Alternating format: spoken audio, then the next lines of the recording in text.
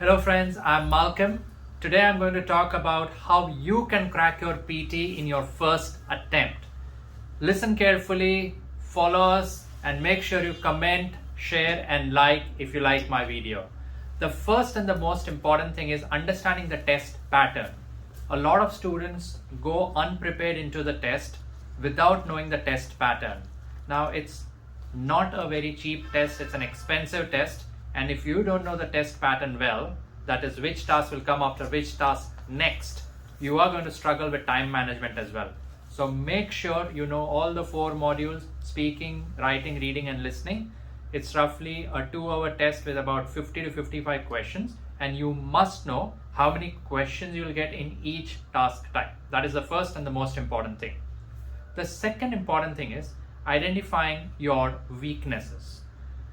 You must make a pattern of how you practice and prepare on a daily basis.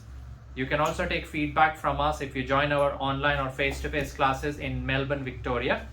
And very quickly, you must realize which are your strengths and which are your weaknesses. For example, if you're good at speaking naturally, don't spend a lot of time behind speaking preparation. But if you're not good at writing tasks and if you need more typing practice, if you're not good at spelling or typing, spend that time on writing or typing practice. Be smart with your preparation and always work on your weaknesses. Point number 3 is to set up a study schedule. Everybody is busy. I do understand that. Somebody might be busy as a student and doing their assignments and juggling work side by side. Somebody might be busy working and earning a living. So, according to your schedule, you must prepare a study schedule.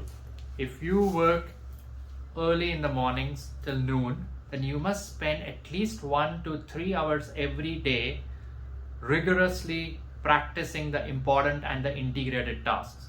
Make sure that in your daily schedule, you include all integrated tasks to practice. I'll give some examples. Read aloud, you should practice at least 5 to 7 questions every day. Repeat sentence, bulk practice of about 40 questions in 7 to 10 minutes, non-stop without checking the answers.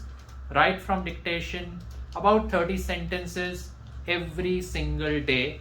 Do in sets of 5 questions and then check 5.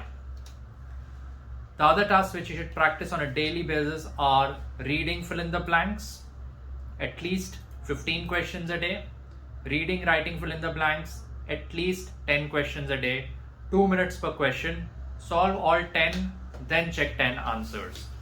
And every alternate day, you must practice typing the essay templates. If you're using a template, put a timer of 15 minutes for the essay template.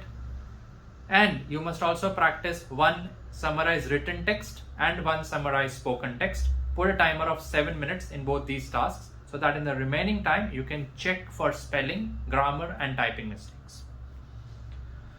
Next important thing is to use reliable practice resources. We have our own free prediction file. So you can just go to our website oneaustraliagroup.com and you can download the prediction file as well. You can read the repetitive questions from there. Also, you can buy paid subscription to our practice portal, which is available on oneaustraliagroup.com. We have different mock test packages as well. And we have close to 10,000 plus latest test questions, memories from the test, which you can practice. So make sure that you use a reliable model or a set of questions to practice. The next important thing is improving collocation knowledge. The PT academic collocation list is a list of about 2,500 collocations which can come in the real exam. Collocations are words which are co-located, and academic collocations are words which will be tested in the PT exam. For example, words like academic research, academic journal. So if you know the first or the second word from that pair, and if one of those 2 words come in the real exam and fill in the blanks, if you have read that collocation list, you will know the answer even without reading the options. And that, believe me, saves a lot of time. Anybody who wants a high score in reading, especially a score of 65 or 79 or more in the reading section, must be good at collocations. Very, very important. The next important thing is improving your pronunciation. Many people come from a non-English speaking background, or they might have done their schooling in some other language which is not English. It is very important to improve and work on your pronunciation. It's not a job which you can expect to do in just a single day. It takes time. The biggest mistake which people make, especially with their speaking tasks, is that they stress a lot on words. Unnecessary stressing and unnecessary intonation will always reduce your scores. It's a very common mistake in read aloud as well as repeat sentence. Try to speak with a flat tone, with a flat pitch, and try to speak not too slow and not too fast. And the third tip for pronunciation is open your mouth, that is your jaws, clearly when you speak. Don't speak as if you're talking to your own self.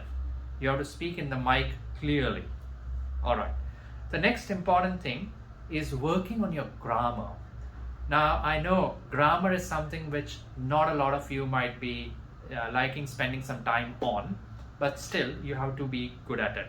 You don't have to be an expert, but you must know the basic rules of grammar.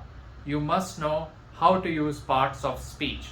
Not only will that help you with tasks like essay writing and write from dictation, it will also help you with tasks like reading, writing, fill in the blanks, listening, fill in the blanks. Because the same rules of grammar you can apply to check your sentences and tasks like write from dictation, and also with your spellings, in case if you're not sure whether the word ends with es or ed.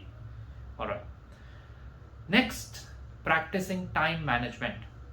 In simpler words, it means take enough mock exams or mock tests before your final test.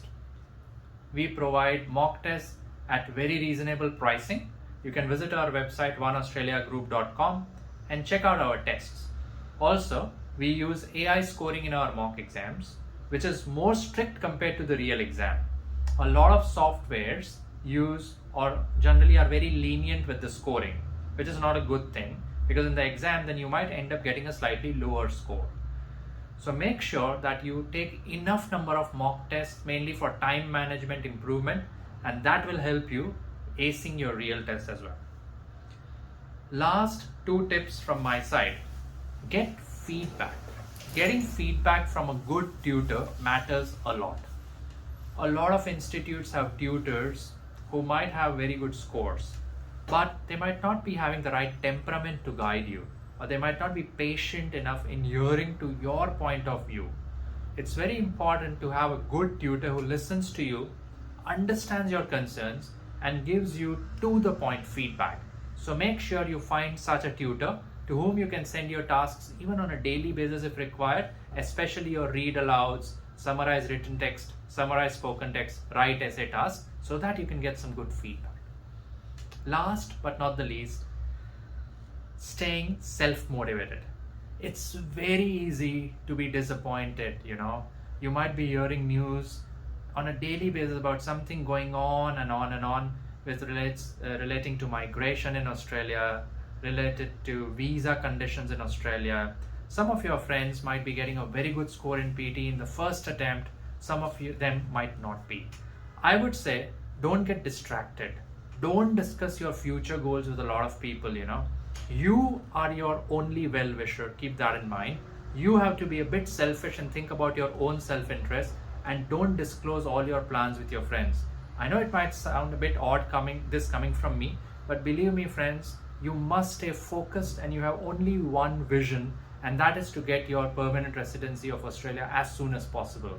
If you want to do that, you have to keep a plan and you have to follow it and you have to be true to yourself. I hope this video made sense, and if you liked it, make sure you follow us, make sure you share and comment as well. I'm Malcolm. Thank you very much.